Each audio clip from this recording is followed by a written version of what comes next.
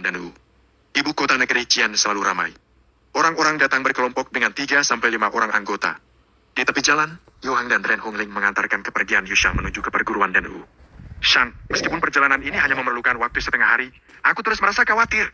Dengan kepribadian yang dimiliki Wan Donghai, dia pasti tidak akan menerima dan tinggal diam saja atas penghinaan yang dia terima.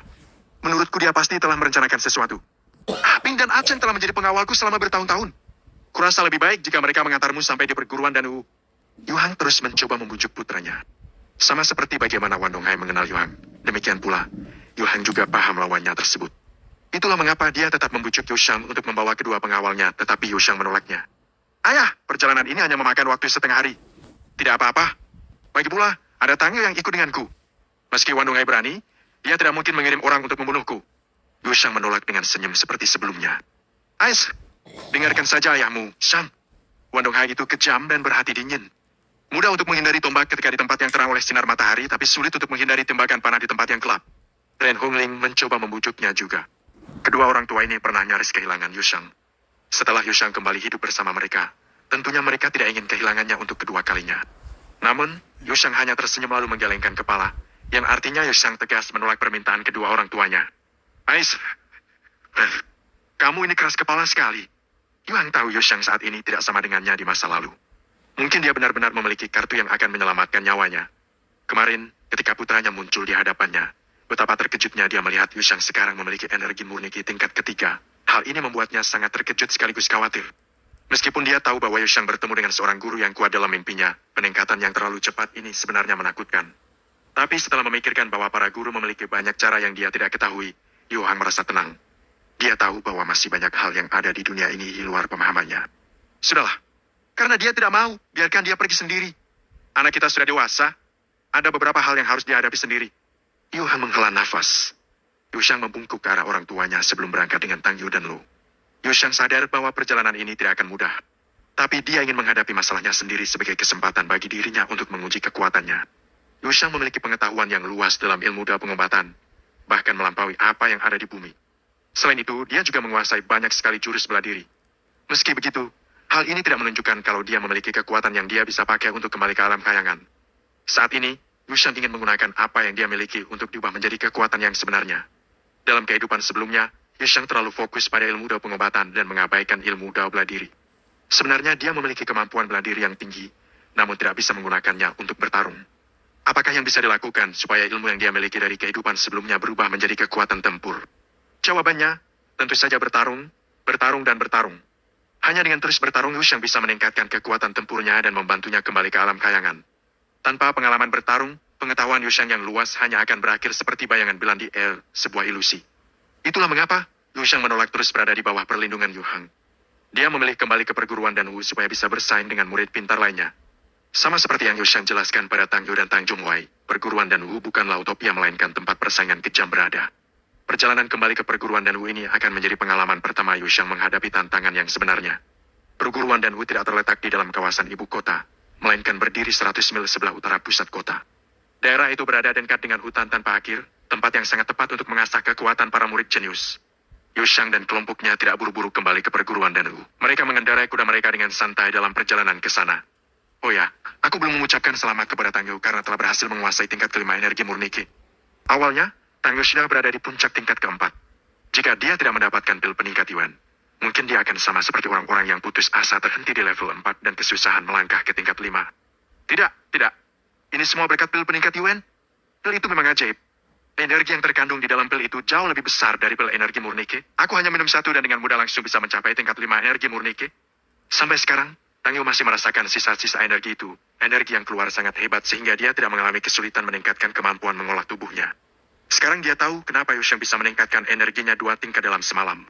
Yang Tangyu tidak tahu adalah Yushang sebenarnya mengkonsumsi pil peningkat Yuan berkualitas paling bagus dalam jumlah banyak. Pil-pil itu cukup untuk bisa membuatnya menguasai tingkat 6 energi murni Qi. Setiap penguasaan tingkatan energi murni Qi tidaklah mudah. Semakin tinggi tingkatannya, semakin besar jumlah energi murni yang dibutuhkan. Lebih jauh lagi, energi itu akan terus bertambah dengan bertambahnya tingkatan. Misal, jumlah energi murni yang diperlukan untuk berpindah dari tingkat 5 ke tingkat 6 sepadan dengan jumlah energi yang diperlukan untuk naik dari tingkatan 1 ke 5. Bagi Yushang, jumlah energi ini hanya bisa dipakai untuk menaikkan kemampuannya ke tingkat 3. Tang Yu, tahukah kau bahwa orang yang tidak bersalah bisa mendapat masalah karena kekayaannya? Setelah kau sampai di perguruan, berhati-hatilah untuk tidak mengungkapkan pil peningkat Yuan ini. Jika tidak, akibatnya akan tidak bisa dibayangkan. Pil peningkat Yuan memiliki khasiat yang luar biasa, jauh lebih unggul dari pil pengumpul energi yang diciptakan oleh Wan Donghai. Di kehidupan Yushang sebelumnya, ia menghabiskan waktu yang lama dalam posisi tinggi sebagai seorang tabib. Dia tahu berbagai macam karakter orang, kesalahannya adalah dia tidak bisa mengenali seorang pengkhianat ambisius yang telah mengkhianatinya. Tang Yu adalah anak yang berbakti dan pastinya bukan tipe orang yang suka menusuk dari belakang. Yushang juga melihat dirinya ada dalam diri Tang Yu. Itulah mengapa dia memberi pil peningkat Yuan pada Tang Yu. Ada juga niat tersembunyi yang menjadikan Yushang berteman dengan Tang Yu. Seperti bunyi sebuah peribahasa yang mengatakan bahwa orang baik itu punya 3 pembantu. Maka setelah Yushang kembali ke perguruan, dia merasa tidak mungkin mengurusi segala hal sendiri. Jika dia memiliki beberapa teman baik, semuanya akan jauh lebih mudah. Jangan khawatir, Yu, aku bisa membedakan antara orang baik dan jahat. Aku juga sadar bahwa pil peningkat Yuan ini akan dicari banyak orang. Tentu saja, aku tidak akan mengatakannya pada orang lain. Maafkan aku yang bersikap lancang. Bukankah kau sudah memiliki kemampuan yang hebat? Untuk apa kembali ke perguruan Danu? Tang Yu bukanlah pemuda bodoh. Meskipun ia hanya bisa sedikit, ia benar-benar yakin bahwa kemampuan Yushang telah memenuhi bahkan melampaui kemampuan standar seorang tabib di negeri Qian. Pergi belajar ke perguruan Danu dirasa tidaklah terlalu penting bagi Yushang. Ada beberapa hal yang tidak berani Tang Yu tanyakan pada Yushang karena khawatir Yushang akan salah memahaminya. Pertanyaan seperti dari mana Yushang belajar semua hal yang dia bisa sekarang. Pil yang dibuat Yushang untuk menyembuhkan Tang Zhongwei dan pil peningkat Yuan yang dia racik tidak mungkin dia dapat dari ajaran Yu Hang. Namun, Tang Yu hanya bisa menyimpan semua pertanyaan ini dalam kepalanya. Dia tidak akan melampaui batas dengan bertanya dan memilih menunggu Yushang yang bercerita kepadanya. Perguruan Danu masih menjadi tempat di mana para orang-orang kalangan atas di negeri Qian berkumpul. Tempat di mana angin bertemu dengan awan, bagaimana aku bisa melewatkan kesempatan ini? Celetuk Yushang. Menurutku, mereka yang disebut kalangan atas dan jenius, bila dibandingkan denganmu tak lebih dari boneka ayam dan anjing. Yushang menggelengkan kepalanya dan menjawab. Para pahlawan yang ditempat di bawah langit tidak boleh diremehkan. Aku pikir kau sudah menebaknya. Beberapa hari ini, keberuntungan menyertaiku sehingga aku bisa mengalami perubahan yang signifikan. Namun, sebenarnya kekuatanku masih terlalu lemah. Orang jenius yang tidak kuat hanya akan berakhir menjadi batu pijakan bagi orang lain. Tang Yu menganggukkan kepalanya, sedikit memahami alasan mengapa Yushang ingin pergi ke perguruan Danu. Tang Yu semakin dibuat kagum oleh Yushang. Tak bisa dipungkiri bahwa pertemuan Tang Yu dan Yushang adalah keberuntungan luar biasa yang terjadi dalam hidup Tang Yu. Namun bagi Tang Yu, sikapnya yang tidak sombong, gegabah dan tetap tenang merupakan hal yang sulit untuk dimiliki seorang pemuda seperti Yushang yang membuat Tang Yu menyukainya. Bagaimana tidak? Di antara orang-orang jenius di perguruan, mana yang tidak ingin menjadi nomor 1? Orang-orang macam mereka selalu meremehkan orang-orang yang tidak memiliki latar belakang keluarga yang bagus. Tang Yu percaya bahwa Yushang akan segera dapat menunjukkan kejeniusannya di perguruan Danu. Orang-orang yang disebut jenius itu pasti akan kalah darinya. Ayo keluar! Tuan pasti lelah setelah mengikuti kami sepanjang jalan. Benar kan? Yushang tiba-tiba berteriak keras. Sementara Tang Yu masih tenggelam dalam pikirannya sendiri. Ke-22, pembunuh bayaran Zhou Ying.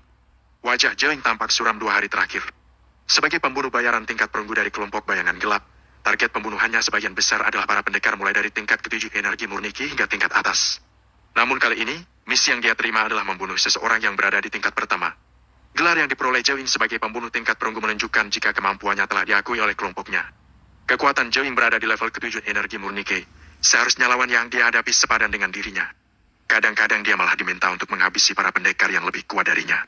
Permintaan yang datang pada dirinya untuk membunuh seseorang yang hanya berada di tingkat pertama energi murni Qi adalah sebuah penghinaan.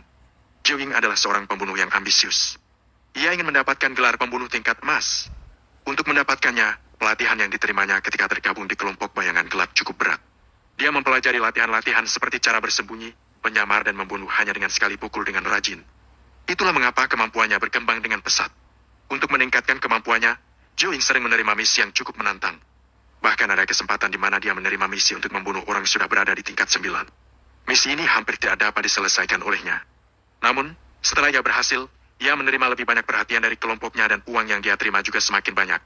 Kali ini, target pembunuhannya adalah seorang remaja yang tidak memiliki kemampuan bela diri yang tinggi dan hanya berada di tingkat pertama energi murni Qi. Zhou Ying menganggapnya seperti lumpur busuk yang tidak bisa membuat dinding tegak berdiri. Jika seperti ini, seharusnya sang pemberi perintah memberinya banyak uang supaya menghindari tugas, bukannya menjalankan perintah sepele semacam ini. Menghadapi target seperti itu, Zhou Ying hanya perlu menjentikkan jari untuk melenyapkannya. Meski begitu, Zhou Ying adalah pembunuh profesional. Dia tetap mempersiapkan diri, meski sebenarnya peringatan Wan Donghai dia abaikan. Dari teman-teman sesama pembunuh bayaran, Zhou Ying belajar bahwa seekor singa akan mengerahkan seluruh tenaganya meski hanya berburu kelinci. Di masa lalu, Banyak pemula dan bahkan pembunuh di tingkat perunggu dari kelompok bayangan gelap mencoba membunuh target mereka di tempat terbuka hanya karena target terlalu lemah. Tetapi akhirnya mereka justru kehilangan nyawa mereka sendiri. Selain itu, ada kabar bahwa ayah si target sudah memberikan pengawalan terhadap si target, yaitu 2 orang petarung ahli untuk menjaganya yang pastinya akan merepotkan Jo Ying. Jo Ying sangat percaya diri dengan kemampuan membunuhnya. Dia merasa memiliki cara yang ampuh. Selama dia bisa memanfaatkan kondisi cuaca dan wilayah yang akan dilewati oleh si target, ia pasti akan mampu membunuhnya dengan sukses. Tidak peduli si target berada dalam perlindungan kedua pengawal. Ternyata, si target bernama Yushang ini bukannya membawa 2 pengawal sakti, melainkan hanya ditemani oleh 2 orang. Yang satu anak remaja seperti dirinya dan yang satunya lagi seorang anak gadis kecil. Hei ya, karena kau mengejar kematian, maka aku tidak akan menahan diri. Batin Jo Ying gembira. Jo Ying yang melihat rombongan kecil ini dari kejauhan. Dia sangat gembira, seolah-olah jantungnya serasa akan lepas dan keluar. Semenjak meninggalkan kota, Jo Ying telah mengikuti Yushang, Tangyu dan Lu dari belakang, tanpa melakukan penyerangan. Dia sudah menyelidiki jalur yang mengarah dari ibu kota ke perguruan dan Wu dan sudah memiliki rencana di mana dia akan membuat penyergapan. Ketiga orang ini tampaknya sangat tenang. Mereka menikmati perjalanannya sambil melihat pemandangan di sepanjang jalan. Silakan bersenang-senang. Sebentar lagi, ini akan menjadi kesenangan kalian yang terakhir dalam hidup kalian. Jo Ying tertawa dingin dalam hati. Melihat Yushang dan rombongan hampir sampai di perguruan dan Wu, Jo Ying berputar, berjalan di depan mereka, kemudian bersembunyi di antara medan berbatu. Ini adalah lokasi yang paling tepat untuk menyerang. Di sini, bebatuan membentuk medan yang tidak rata yang menguntungkan dirinya untuk bersembunyi. Dia bersiap untuk membunuh Yushang dengan satu lompatan. Anehnya, Yushang dan rombongan berhenti ketika akan memasuki wilayah di mana Jo Ying akan menyerang. Melihat hal ini, wajah Jo Ying tertegun penuh kebingungan. Ayo keluar. Aku tahu Tuan pasti lelah setelah mengikuti kami dari kota. Apa aku benar? Kata-kata Yushang perlahan sampai ke telinga Jo Ying. Tidak ada yang menjawab. Anak ini, apakah dia membuat tebakan ngawur? Jo Ying bertanya-tanya dalam hati. Dia pasti mencoba untuk menipuku supaya keluar. Sepertinya Jo Ying meremehkan Yushang dengan menebak bahwa ada orang yang mengikutinya. Seandainya dia memang tahu ada orang yang mengikutinya, lantas mengapa dia tidak membawa serta para pengawal? Ini tidak mungkin, bantah Jo Ying. Kekuatan dari 2 pengikut itu saat ini setingkat dengan si bocah. Akan sangat masuk akal dia bisa tahu keberadaanku jika dia membawa para pengawal. Sebagai pembunuh peringkat perunggu dari kelompok bayangan gelap, Jo Ying memiliki kepercayaan diri yang cukup besar dengan kemampuannya untuk bersembunyi dan mengintai orang. Jika para pengawal Yushang adalah pendekar tingkat 7, akan sangat mungkin jika Jo Ying tidak bisa menyadari apapun. Sebaliknya, pengawalnya itu hanya orang-orang di tingkat 1. Bagaimana mungkin keberadaan Jo Ying bisa diketahui? Masa bodoh. Selama mereka memasuki jangkauan seranganku, aku akan mengirimnya untuk bertemu dengan Raja Yama. Batin Jo Ying yakin. Tuan muda, ada apa? Tanya Lu ketika dia bingung melihat Yushang tiba-tiba berbicara. Sebaliknya, Tang Yu yang memiliki tingkat kewaspadaan yang cukup tinggi seketika menjadi waspada saat Yushang mengucapkan kata-kata itu. Ada pencuri. Bukan masalah besar, kata Yushang tidak terlalu peduli. Lu sedikit santai ketika melihat sikap santai Yushang. Tapi tuan muda, di mana orang jahat itu bersembunyi? Oh, tepat di belakang batu besar itu. Aku rasa dia akan menyerang kita pada saat kita melewati batu itu. Yushang memberi isyarat dengan mulutnya dan tersenyum. Jo Ying yang baru saja tenang menjadi terpancing emosinya begitu mendengar kata-kata Yushang. Tempat ini dipenuhi berbagai macam bebatuan. Ada banyak batu besar juga di sini. Bagaimana Yushang tahu batu besar di mana Jo Ying bersembunyi? Masih mencoba menarikku keluar. Pikir Jo Ying gelisah. Saya, Jo Ying, adalah pembunuh bayaran profesional. Jangan berharap saya akan terpancing dengan cara murahan seperti itu, batin Jo Ying. Baik, keadaan jantungmu sedang kacau. Itu tidak bagus. Suara Yushang terdengar sekali lagi. Jo Ying bereaksi dengan getaran keras. Sebagai seorang pembunuh, Jo Ying sudah terlatih untuk membuat denyut jantungnya tidak terpengaruh oleh gangguan apapun. Namun, 2 kalimat yang Yushang katakan benar-benar mengganggu kondisi jantungnya. Bagaimana ini mungkin? Yushang hanya pendekar pemula tingkat pertama. Mungkinkah dia benar-benar tahu keberadaanku? Dia tidak menggertakku. Pertanyaan-pertanyaan itu bermunculan di dalam kepala Jo Ying. Tepat pada saat ini, suara Yushang seperti suara iblis yang masuk ke telinganya sekali lagi. Aku punya usul. Aku akan melempar batu ke atas. Jika batu itu mengenai tempat yang benar, maka kau harus keluar. Jika salah sasaran, maka aku akan melanjutkan perjalananku. Bagaimana? Saat suara itu berhenti, Jo Ying mendengar suara gemuruh, diikuti oleh suara batu kecil yang menghantam batu besar tepat di mana dia bersandar. Jo Ying menyadari bahwa kali ini dia kurang beruntung. Yushang benar-benar tahu bahwa di mana persembunyiannya, remaja itu tidak mencoba untuk menipunya. Tidak ada pilihan lain. Jo Ying keluar dari persembunyiannya. Dia melihat 3 orang remaja sedang menatap tepat ke arahnya. Di antara mereka, salah satunya memiliki senyum aneh di wajahnya, yang juga kebetulan menjadi target yang harus dia bunuh, Yushang. Ke-23, jurus gerakan kaki tingkat tinggi. Bagaimana kau tahu keberadaanku? Tanya Zhao Ying dengan wajah kesal. Dia tidak dapat memahami bagaimana seseorang di tingkat pertama energi murni Qi bisa menemukannya. Zhao Ying sangat penasaran, apakah ada yang salah dengan cara dia bersembunyi. Jika ada, kesalahan itu harus dia perbaiki setelah selesai melakukan misi ini. Yang tidak terpikirkan olehnya adalah bahwa ketiga anak ini ternyata tidak segampang yang dia kira. Bagaimana mungkin pembunuh peringkat perunggu kelompok bayangan gelap dikalahkan oleh 3 pemula? Mau tahu bagaimana? Aku tidak akan memberitahumu. Yusheng tampak seolah-olah dia tidak peduli. Lagi pula dia tidak mungkin untuk menjawab pertanyaan Zhao Ying. Dalam tubuh Yusheng terdapat jiwa yang luar biasa. Mati kalian! Tepat ketika Zhao Ying hendak menyerang, dia tiba-tiba berhenti. Apa ini? Sejenak dia berpikir informasi yang dia terima tidak benar. Ternyata Yusheng memiliki kemampuan tingkat ketiga energi murni Qi. Zhao Ying telah menghabiskan 2 hari terakhir untuk mengamati Yusheng dari jauh. Tapi dia tidak menyadari perubahan yang dialami oleh Yusheng. Ketika dia berhadapan dengan Yusheng, dia menyadari bahwa target pembunuhannya sudah berada di tingkat ketiga energi murni Qi. Sebenarnya bagi Zhao Ying, tidak ada banyak bedanya orang yang berada di tingkat pertama dan ketiga energi murni Qi. Lawan seperti ini pada dasarnya adalah sasaran pembunuhan yang sangat mudah baginya. Setiap 3 tingkatan energi murni Qi dianggap masih berada di fase yang sama. Meskipun hanya ada perbedaan 1 tahap dari tingkat 3 ke tingkat 4, perbedaan ini tidak bisa diremehkan karena kekuatannya sangat besar. Tidak sulit bagi seseorang di tingkat keempat energi murni Qi untuk menghadapi 5 atau 6 orang dari tingkat 3. Karena Zhao Ying berada 2 fase di atas Yusheng, dia tidak merasa bahwa Yusheng merupakan ancaman baginya. Zhao Ying tidak yakin apakah informasi dari Wan Donghai yang tidak tepat atau pemuda yang ada di depannya ini terlalu hebat. Zhao Ying lebih memilih untuk mempercayai informasi yang dia dapatkan dari Wan Donghai. Lagi pula, hanya 2 hingga 3 hari yang lalu sejak dia menerima perintah itu. Untuk meningkatkan energi murni Qi dari tingkat pertama ke tingkat 3, tidak mungkin bisa dilakukan hanya dalam 3 hari. Yusheng, orang ini akan sangat sulit untuk ditangani. Untuk sementara, aku akan menahannya. Kau dan lo, segera pergi dari sini. Perguruan Danu hanya berjarak sekitar 10 mil dari sini. Kalian berdua cepat pergi dan cari bantuan. Dengan pedang yang sudah ada di genggamannya, Tang Yu memposisikan dirinya di depan Yusheng dan Lu. Tang Yu bisa merasakan niat membunuh Zhao Ying, namun dia tidak bisa melihat kemampuannya. Dia tahu bahwa kali ini, mereka sedang berhadapan dengan seseorang yang sangat kejam. Yusheng tidak hanya menyelamatkan kehidupan ayahnya, Tang Zhongwei, tetapi dia juga memberinya pil obat tingkat tinggi. Bisa dikatakan bahwa Tang Yu berutang banyak pada Yusheng. Apa yang Tang Yu lakukan sekarang dengan mempertaruhkan nyawanya hanya untuk berusaha membayar hutang itu? Meskipun Tang Yu adalah salah satu murid jenius dari perguruan Danu, jika dibandingkan dengan Zhao Ying yang telah melalui ratusan pertempuran, dia masih kurang dari segi pengalaman bertarung dan kekuatan. Tang Yu bukanlah tandingan Zhao Ying. Yang dia lakukan sekarang tidak lebih dari mengorbankan dirinya. Di antara mereka bertiga, Tang Yu adalah yang paling kuat. Oleh karena itu, dia tidak ragu sama sekali untuk menjadi orang yang paling depan berhadapan dengan Zhao Ying. Melihat Tang Yu yang sudah siap menghadapi musuh, Lu juga mulai gugup. Tuan muda, pergilah dulu. Tang Yu dan aku akan melindungimu. Ketika Yusheng melihat Lu berdiri di depannya, dia tidak bisa menahan tawa. Gadis konyol, apa yang bisa kau lakukan? Minggir. Tidak, aku tidak akan minggir. Lu berkata dengan keras kepala. Yusheng merasa Tang Yu dan Lu bertindak konyol. Namun, tidak bisa dipungkiri hatinya tersentuh oleh sikap keduanya. Seseorang hanya dapat melihat kepribadian seseorang ketika berada dalam kondisi yang berbahaya. Yusheng bisa menebak tindakan Lu. Tetapi untuk Tang Yu, sungguh itu di luar dugaannya. Dia baru saja bertemu Tang Yu beberapa hari yang lalu. Meski Yusheng memang telah menyelamatkan ayahnya dan memberinya pil peningkat Yuan, jika Tang Yu bukanlah orang yang memiliki kebulatan tekad, dia pasti akan lari menyelamatkan dirinya sendiri. Dengan kekuatan Zhao Ying, mereka bertiga pasti akan mati. Ah, pertunjukan yang sangat menyentuh hati. Yusheng, tidak apa-apa jika kau tidak mengatakan apa-apa. Tapi wanita muda ini terlihat agak menggairahkan dalam beberapa saat. Zhao Ying mulai tertawa liar. Saat ini Zhao Ying yakin bahwa Yusheng ini benar-benar sedang menyusun beberapa cara untuk menghadapinya, atau dia memiliki sebuah kekuatan rahasia sehingga dia bisa menemukan tempat persembunyiannya. 2 hal ini bisa akan sangat berguna bagi Zhao Ying. Dia akan berusaha agar Yusheng menunjukkan cara atau kekuatan rahasia itu padanya.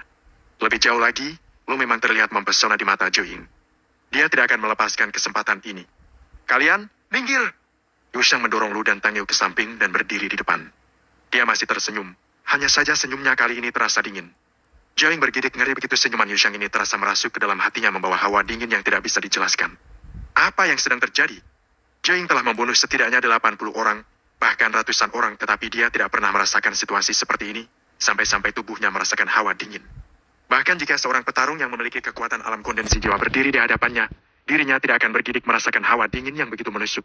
Tapi kenapa ketika dia menghadapi bocah di tingkat ketiga energi murni Qi, dia sungguh merasakan hawa dingin? Zhao Ying merasa bahwa semua yang terjadi hari ini terlalu tidak normal. Misi sederhana yang seharusnya tanpa menimbulkan masalah justru berubah menjadi sangat aneh seperti ini. Kita tidak punya masalah. Awalnya, Aku ingin mengabaikanmu karena kebaikanmu membantu orang lain terhindar dari bencana dengan memberi uang yang kau rampas. Tapi, karena kau berani berbicara lancang tentang lo, maka jangan salahkan aku jika nyawamu melayang. Kata-kata Yushang serasa membawa hawa dingin yang menusuk tulang. Yushang menelan sebuah pil obat yang dia ramu sebelum berangkat. Karena dia tahu bahwa perjalanan ini akan berbahaya, Yushang sudah mempersiapkan dirinya menghadapi bahaya. Pil obat ini bernama pil 5 elemen jiwa, dibuat dengan menggunakan ramuan obat yang memiliki 5 kelengkapan yang berbeda terdiri dari logam, kayu, air, api, dan bumi. Seorang petarung yang meminum pil ini dapat langsung meningkatkan kekuatannya dari berbagai macam tingkatan.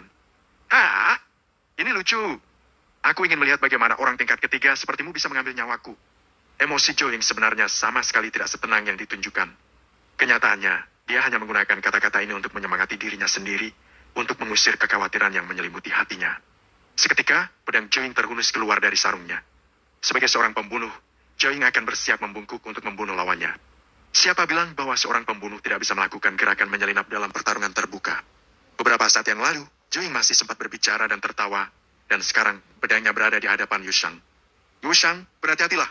Tuan muda, berhati-hatilah. Tang Yu dan Lu berteriak bersamaan. Namun teriakan mereka tidak lebih cepat daripada pedang Joing. Pada saat mereka berteriak, pedang Joing sudah menikam tubuh Yushang.